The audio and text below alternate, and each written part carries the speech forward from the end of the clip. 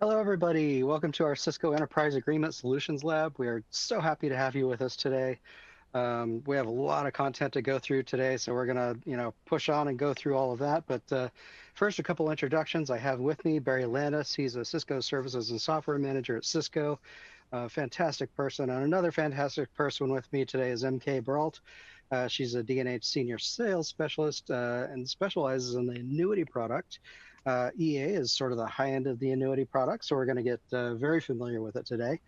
Um, we have just a couple housekeeping pieces. We have a Q&A box somewhere on your screen, one side or the other. You can ask your questions there. We'll answer those after the program's over.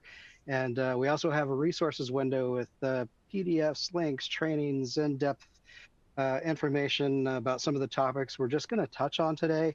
And we also have the deck that we're presenting today. So if you want to download that deck and use that for later reference, that's there for you.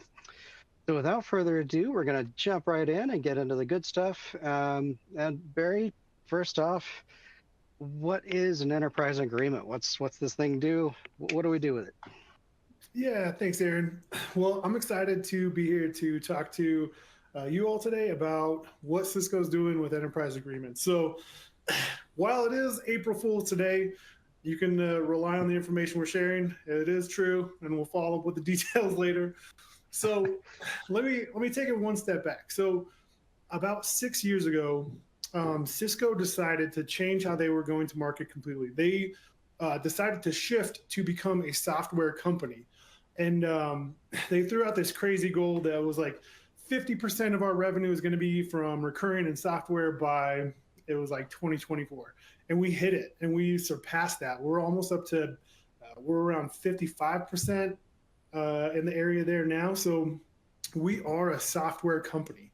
The amount of software that Cisco sells puts us in like the top 5 software companies in the whole world. So while we do still sell hardware, we really want to figure out what the customer's doing with that hardware, what outcome are they looking for, and how can we pair our software to hit the outcomes that they are hoping to get from that hardware and that device. So our enterprise agreement is now the buying program that we're going to market with for our software for our customers. So the enterprise agreement encompasses all of the architectures that customer is looking to purchase, wraps it all up in services and security, and makes their services, their products, their software easier to consume, easier to track, easier to manage, easier to add services for partners on, lifecycle services on the follow-up side of the sale, and easier to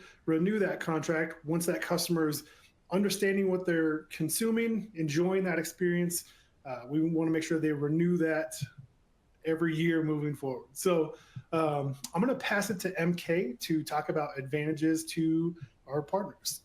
Yeah, definitely. So I feel like Barry already mentioned a lot of the really awesome advantages. Like you said, it makes it easier to like manage and consume the software, and it also helps lower the total cost of ownership and increases price predictability over time. And then another cool advantage is that it has a growth allowance built in, so you can consume up to 15% more of your licenses that you purchased without being charged until the next True Forward event, which we'll get into what that means later. And it also another good benefit for partners is that it allows you to create like a really great relationship with your customers, because these are huge deals and they're a little bit more complex. So it allows a lot more face time and things like that. So you get to really know your partners and like their infrastructure and what they have going on, and just allow you to build that relationship better and to get, more into different, cross architecture sort of topics with them. So that's really nice. And like Barry mentioned, easier renewals makes it easier to predict, things like True Forward and stuff like that. So yeah. Oh, and one last note that everything's all co-turned to the same end date. So that makes things really easy. So you can have your Duo, AMP, and other security softwares all lined up to the same end date. So you don't have to worry about, okay, this renews in August, but that renews in September. And you have all these different dates you have to keep up with, because that can definitely be a pain. Yeah, Absolutely can. So it's a great way to align all those software contracts that you might have, and it extends the services too. So if you need to cover those and have an end date there, that is a potential as well. And we'll talk a little bit about that as going forward. There are some basic terms requirements to the EA program. It's a 3-year minimum contract, so customers should be prepared for that. There is a $100,000 net price minimum, so your cost. If you're not quite hitting $100,000, sometimes we can bump it up to 4 years, 5 years, and sort of fit that in. So there's a few things that we can tweak there to make something work. And a lot of times what we're seeing is that these are moving from an a la carte situation where you do have multiple renewal dates into one single contract with a single renewal date, and just bringing in those different pieces. A lot of times you're hitting that $100,000 mark very quickly. It doesn't take much before you're hitting 3 years and kind of nailing that down. And there's different payment terms for the end customers, so they don't need to prepay that. Sometimes that can look a little scary at the front end too, but there's ways to work around that. There's also some finance options along with that. Cisco Capital in general is going to be required or very strongly recommended with these. We can work with our finance team for other options, but that is one of those where you want a little bit of financial backing and security there, because you don't want to be on the hook if the end customer has their business goes belly up or something like that. That puts D&H and you potentially in a little bit of harm's way. But things like Cisco Capital, some of the other programs can take that out. Now, MK, when do we want to propose an EA? What's an ideal scenario for that? So there's a couple of different ones, but like you mentioned, looking at if there's a couple of different a la carte EA or a couple a la carte subscriptions, like say a customer has a Duo and an AMP subscription that are pretty big, combining those into a single EA is always a good call. And then you can also look at, if there's things with multiple end dates as well, and if they want to co-term everything to the same end date, kind of like we mentioned before.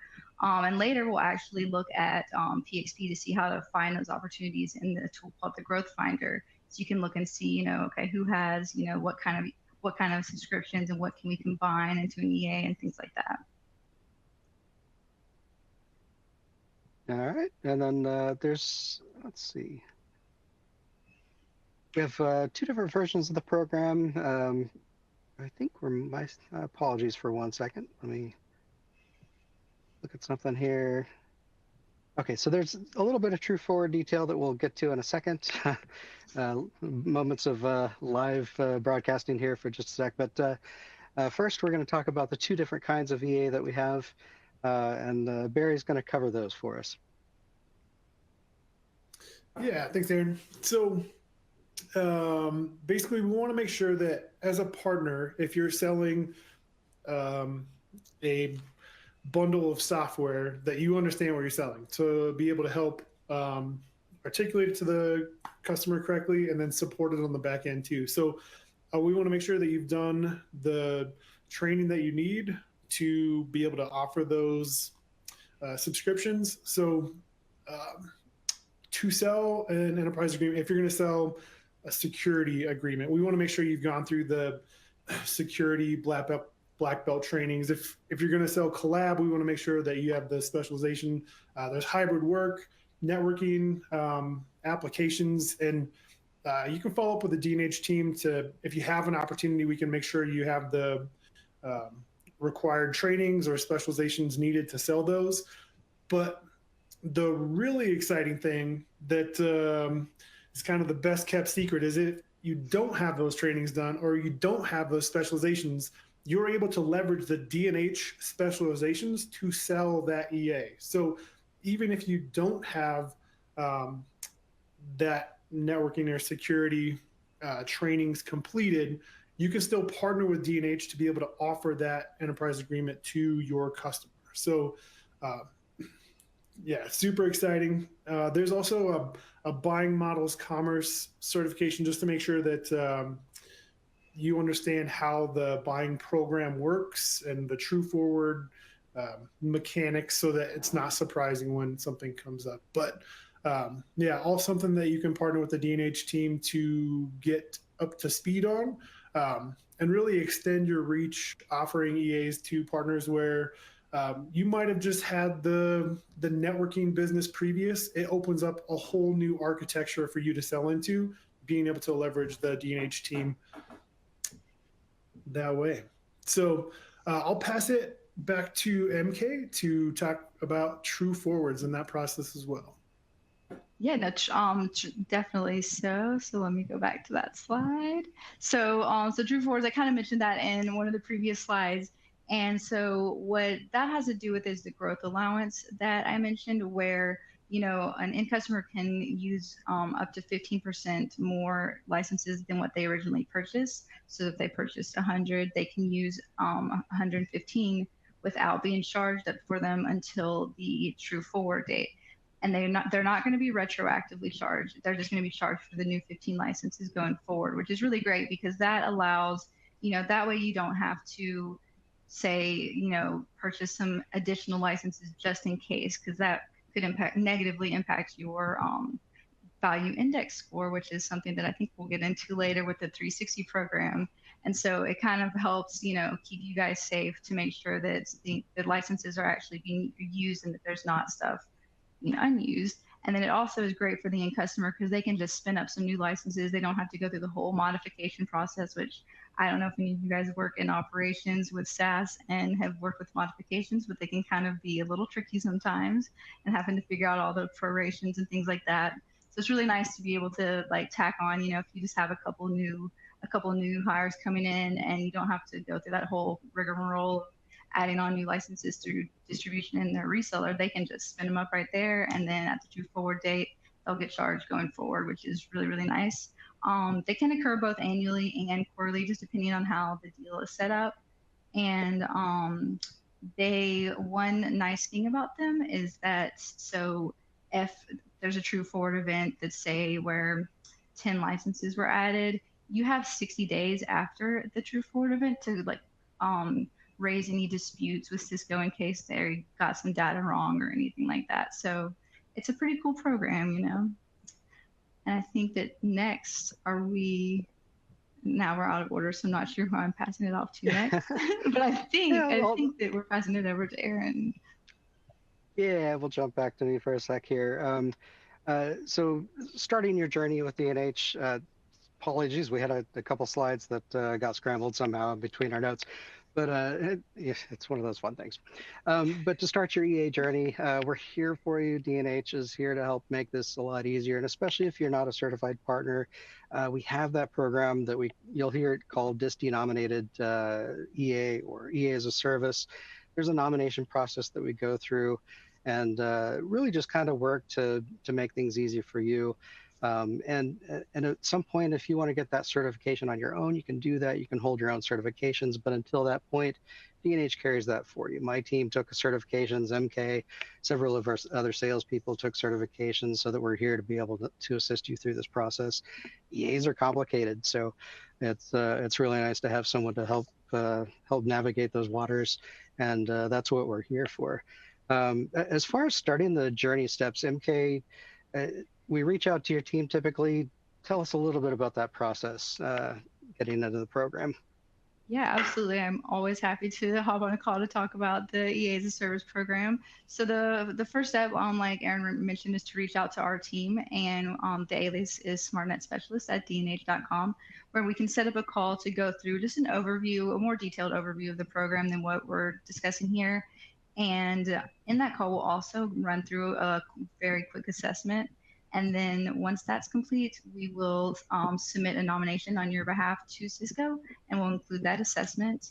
And then usually only takes about 24 or 48 hours to get an approval. And then you just have to sign something in your PSS admin has to sign something in PPE. All the acronyms get me lost sometimes. But once that's signed, then you guys are good to go and you can start selling EAs even if you don't hold the certifications. And one thing that Barry kind of touched on that's really cool with this program is, you know, say you have the security designation, but you need to sell the Meraki EA. Well, you can use this program and go through that process for Meraki EAs, but still sell the security EAs with your certification. So it's a really awesome program, and it kind of is really great for partners getting their feet wet with EAs and, you know, wanting to learn more about them and learn, you know, how to create the proposals and things like that. So A couple of things to note on that. We do a lot of times run through Cisco Capital on those because they are, a lot larger opportunities with a little bit more of a financial risk, like Aaron mentioned previously. And the EA as a service program is not for internal use, so that's something to keep in mind there. All right, thank you, MK. There's a few requirements to get into the program. We do typically want you to be D&H aligned, so you're doing more than 50% of your business with D&H. And that's something we can look at for you and kind of help with. But there's also smaller scales, what Cisco calls scale. And if you're, doing under $100,000 a year, typically, you kind of fall into that bucket, and we'd have no problem nominating you into the program if you're in that side of things. If you are, aligned to another distie, that can be a struggle. You might need to work with them on a program similar to this. But if you're moving your business to D&H or something like that, we can make that case with Cisco and still potentially get you into the program. So there's a lot we can do there with those requirements. And we have a fee that goes along with it, and we can cover all that for anybody that's interested as we go through everything with you to get things going. But you will see these come up. If an account manager hasn't already talked to you about moving one of your renewals to an EA, it's going to happen. I guarantee it. It's a very hot topic right now. It's coming up a lot. We're seeing a lot of partners that maybe never would have imagined touching an EA 2 years ago that are actively transacting them now. So it's definitely top of mind for the account managers, and it's hitting the skillet, so to say. As far as the financial options go, I mentioned that there was some options that we have there.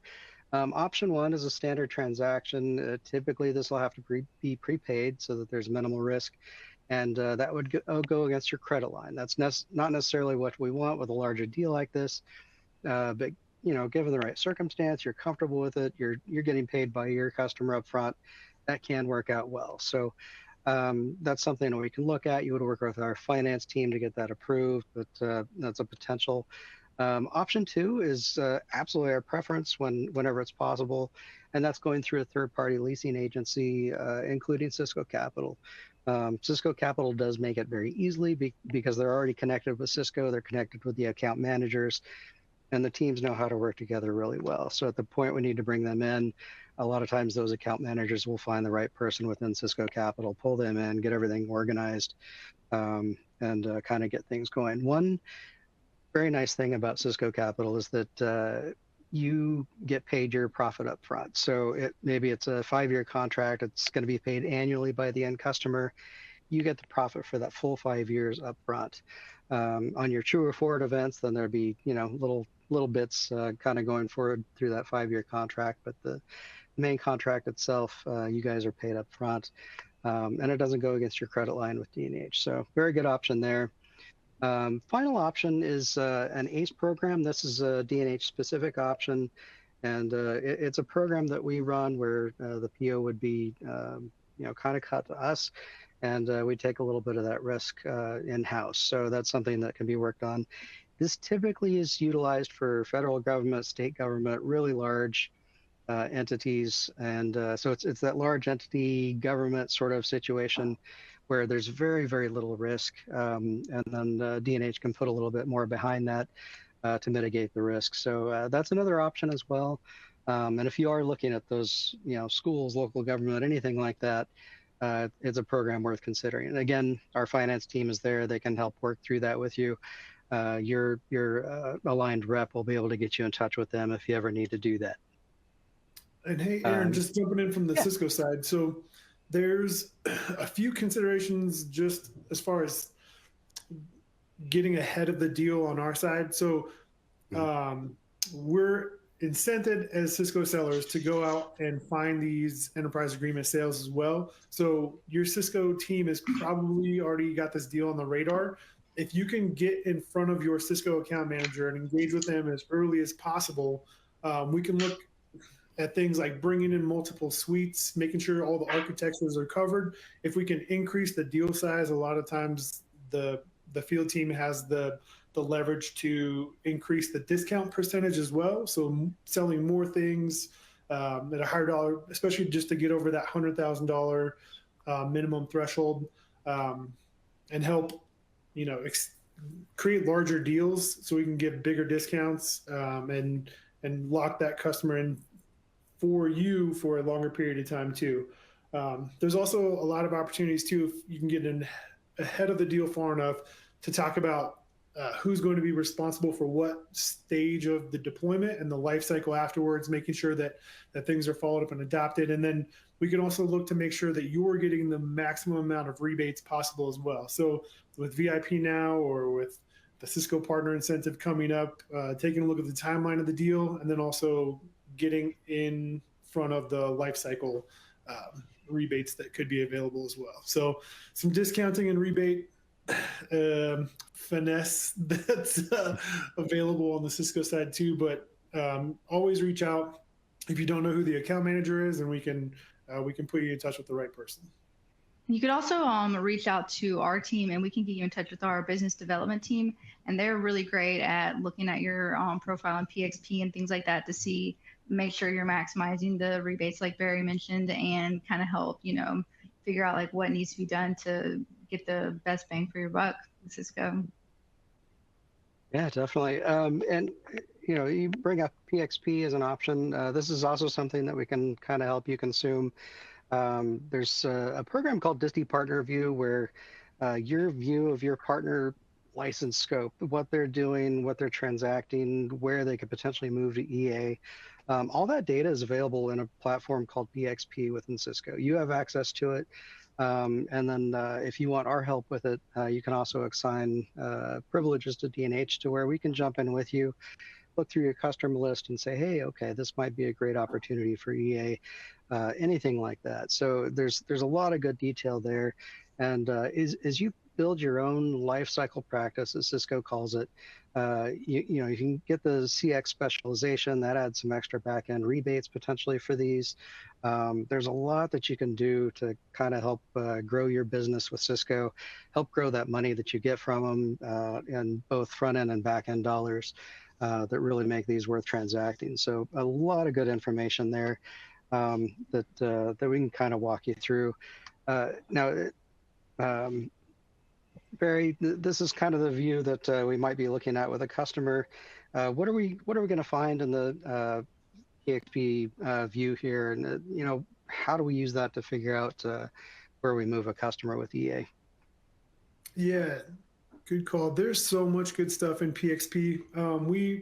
We basically tried to simplify our tools, and a lot of times that makes them a little more complicated. But we took a bunch of tools and wrapped them all into PXP. So like Aaron was saying, a great first step would just be establish that DPV relationship with D&H and set up a call to walk through the data. So once you make that Disty Partner View, the DPV connection, you can give the D&H team access to all this, and they can help you find these opportunities. So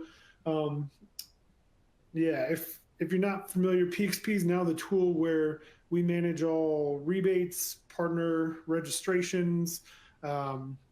We're adding additional AI-backed information in here too, like Growth Finder, which we'll talk about, and then this white space report that Aaron was just looking at. So it'll take your install base of accounts and pull out opportunities. So you can see which customers might be available to sell an EA to, the total dollar amount, and then if you're missing any architectures too. So if there's a potential to sell security, or if they haven't had a networking software sale yet, that'll all be there too. So PXP is super powerful, and a lot of times there's one person on your team that's really familiar with it, but that might not be the person who needs to get in and pull out the sales data from there. So that would be a great opportunity to work with that D&H account team to make sure you have all the information out of PXP that you can get out of it. So yeah, super powerful.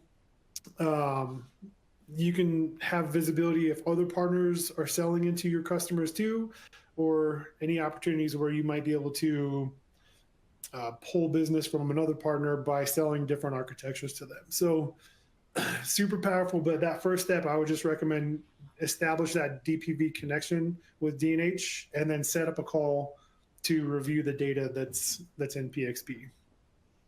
Yeah, thank Yeah, you, no, so Barry. oh, go ahead.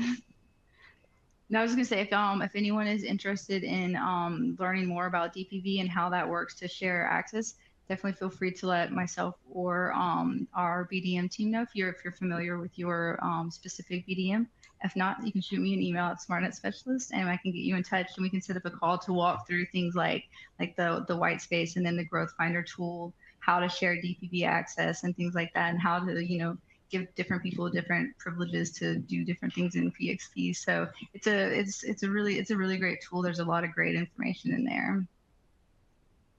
Okay, yeah, there's and it does have sort of an advanced view function, so you can drill down into what people are doing, or even look at all your clients based on the architecture that they've purchased.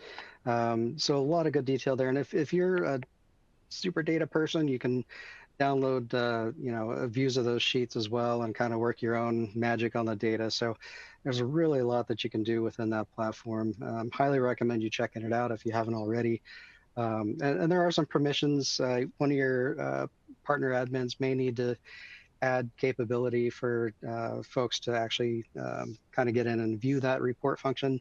But as long as you have an admin that can get you in there, that's good to go. And we can help you get to that point if you need to as well. Just reach out to us. Now, there's also a growth finder in here. MK, what's that about?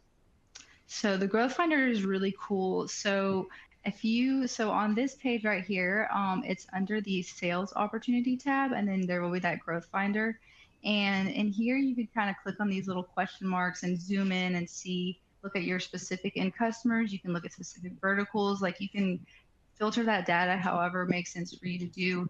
And you can look and see, say, customer XYZ, they right now have, 25% of their subscriptions are a la carte and they don't have any collab or something like that. So you can kind of see like where the holes are that you can kind of go in and fill.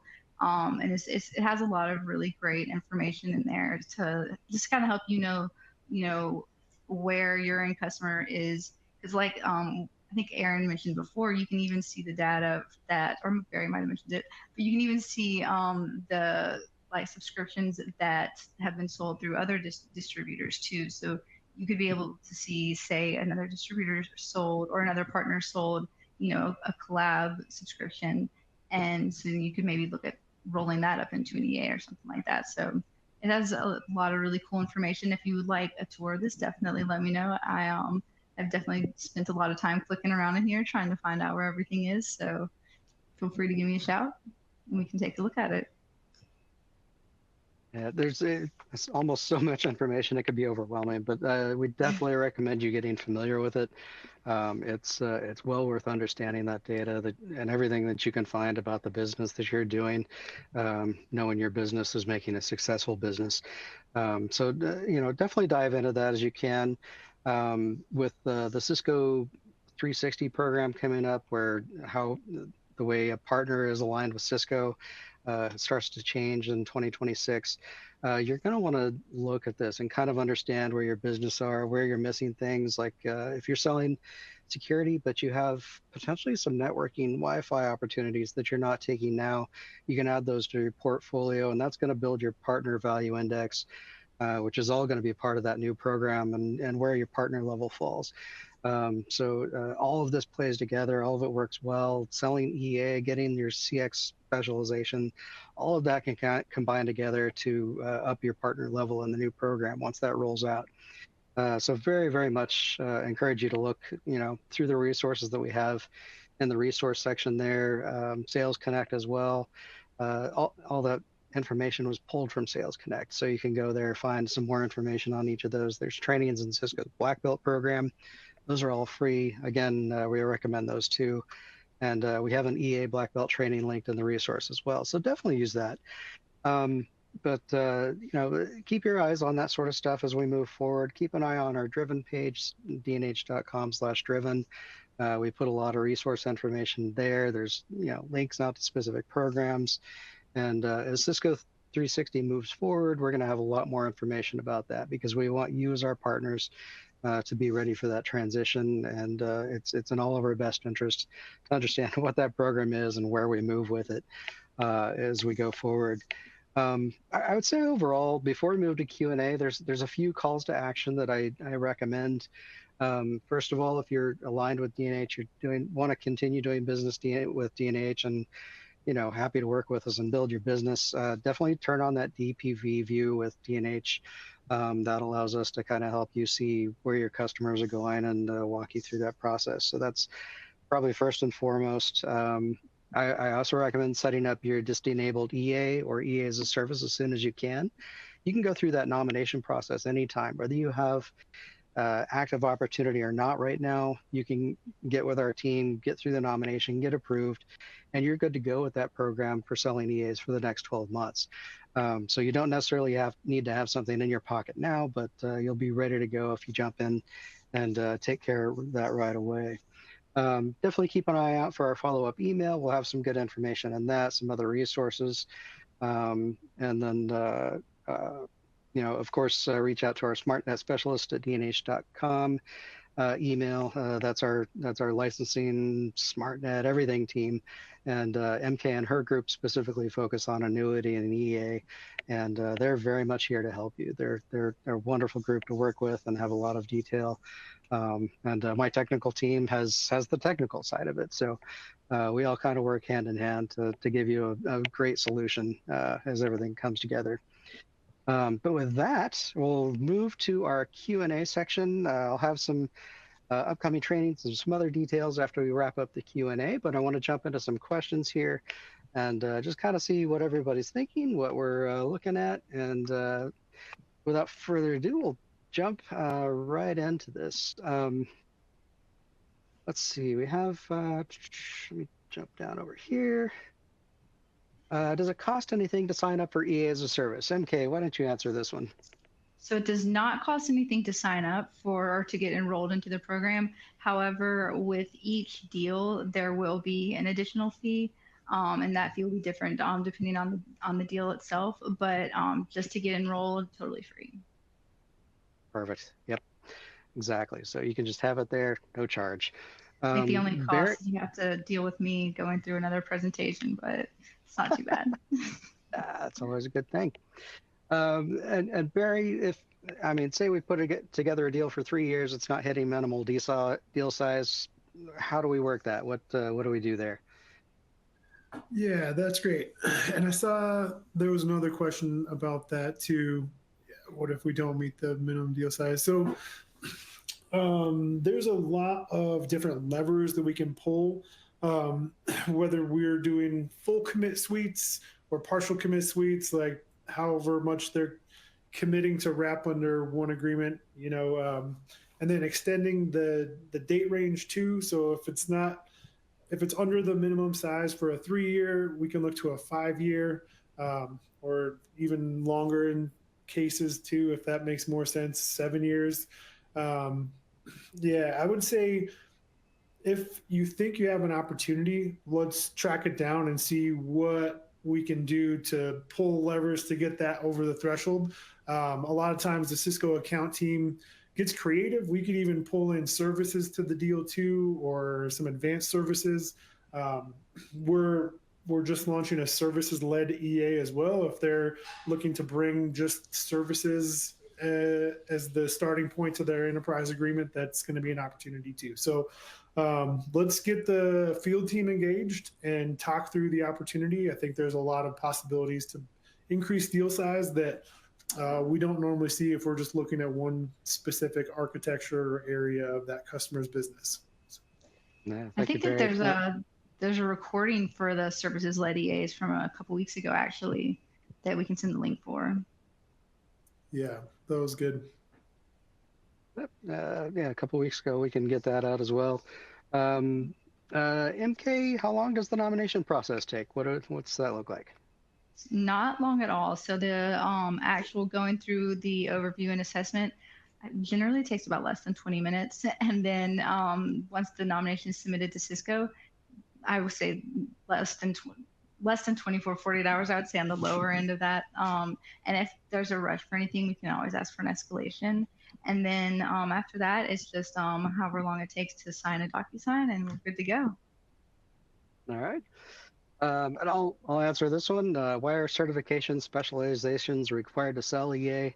My team has been through the ringer to get those specialization certifications, so we know really well. But they're there because EA is, I mean, it is a complicated program. You're looking at a holistic view of a customer's network, and that extends to, potentially they have older routers and switches that need to be swapped out. So, we're looking at older equipment that needs to move to new, old licensing program that needs to move to new. There's just a lot of moving pieces within the EA. So that specializations, that helps your team understand, what's needed, what's required, where a customer needs to go from where they were. But if you don't have that, then that's part of the service that we offer through this too. So, if you need to figure out what's next in line for the equipment, for the licensing, you need, maybe you haven't even looked at a full license list of everything that the customer has. That's part of something that we can pull within the program and just kind of hold your hand and walk you through it. So it's a good program for that. Barry, how do I know if my customer is a good fit for EA? Yeah, that's a good question too.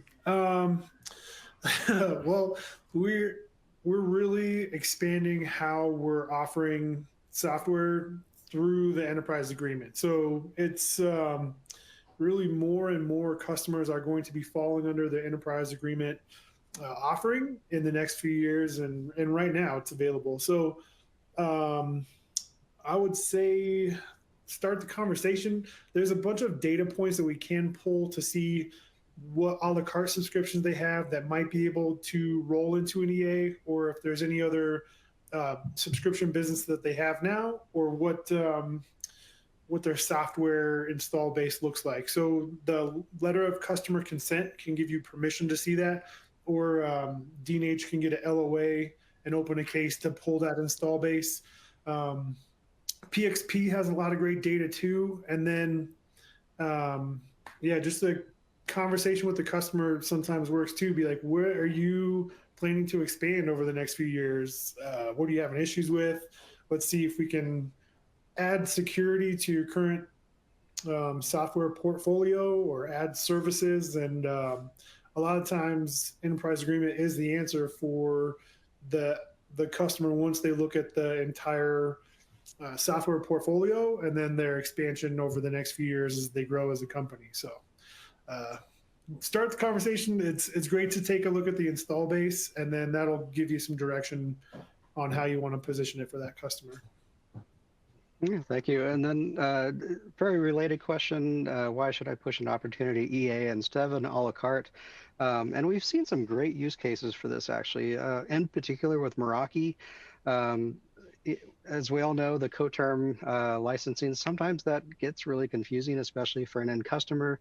They don't quite understand that if you have a dashboard of 50 devices and you add a single AP with a 3-year license, it's not necessarily going to add 3 years to that full contract. It gets co-termed.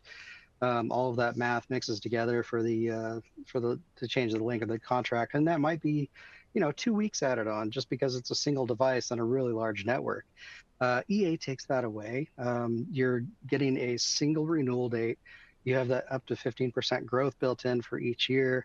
And so it just all combines that into a nice little nest, basically. And so you're not having that shifting, renewal date with on the Meraki side in particular. But also it's, even in the case of DNA switches or routers, as you add those devices, every time you're buying a 3-year contract for a DNA license, you end up with 50 different renewal dates potentially if you've placed a bunch of orders and they're really expanding their network. So it really simplifies all of that and kind of brings it all into one contract with some growth allowance, so that you're not selling licensing every time a new piece of hardware needs to be added. Another really great benefit to add on to that is that it kind of blocks out a lot of your competitors, because it's once they're locked in for the term, for the different, types of security options, then, someone else isn't going to come in, whether it be from a different vendor or a different reseller.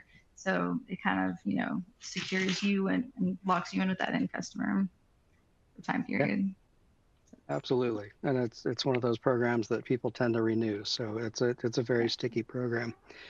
We have one person that asked if we can send the deck via email later. I can absolutely do that. We have your name, we'll send it out, but if anybody else needs that, but otherwise it is in that resource box, and you can download the deck right away and have it without waiting for us or anything. So good there. We have another question here. Barry, I'll send this to you. Are the EAs managed through the Cloud Solutions app? Yeah, that's a good question. There's a platform, the EA management portal. You can also view it through the Smart Software portal too. It's the Cisco dashboards, and we also do offer several different APIs. If you have a system, we can look to port that data through the application packet interchange. It's so you can see sometimes customers' adoption, their license count, and use. So yeah, if you have a portal that you want to see it in, we can talk to the development team about how to port that data over to your portal as well. But right now, it's in the Cisco software licensing portal and EAMP. No, yeah, perfect. Then how do we find out who our Cisco rep is? It's a little bit complicated with Cisco. There's a rep that potentially identifies to you as a partner. Most commonly, you're working with an account manager and they align to your end customer. So that'll be regional based on whether they're in the commercial segment or government segment. It really kind of depends on where they are. There is a Cisco Rep Finder tool. You can even Google that, find Cisco Rep, and you can search that way. PXP has a great find function. It's actually more reliable, so I recommend that once you're up and running in PXP. But if nothing else, reach out to Cisco specialists at dnh.com. Our team can find out for you. So we can look it up. If for some reason there's not account manager assigned, we can pull them as well. But we'll need that in customer detail. That sort of thing. Otherwise, most of you are serviced through distribution. We're kind of your enablement mechanism, and we serve in that sort of function working with you. Do we see the competition moving this direction? Barry, are you able to take that one? Or? Yeah, 100%. I think the allure of taking a networking deal and expanding it to a networking and security deal or network security collab with services on it, that account managers deal size goes from 100,000 to 600,000. And so they do that a few times and they're absolutely combining architectures for a larger sale. And then it's kind of a different conversation to be had too, stepping back and looking at the network as a whole, being able to kind of fill in gaps. Hey, you're missing some security interchanging from your network to your devices. So how can we add that to the sale? So, and I think that's the position that Cisco's taking moving forward too. We're over 50% of our business now is recurring and software. So I think it's a good practice to try to look at the opportunity as a whole, and we're seeing the partners who are able to consult on that level are pulling in a lot of business and growing, outpacing their competition. So yeah, very good program. Oh yeah, go ahead. No, I was gonna say, like I mentioned before, it really helps strengthen your relationship with your own customers, and so it puts you a huge step ahead of your competition in that aspect, because you get to know your own customers really well with these, because they're a bit of a process. Yeah, indeed.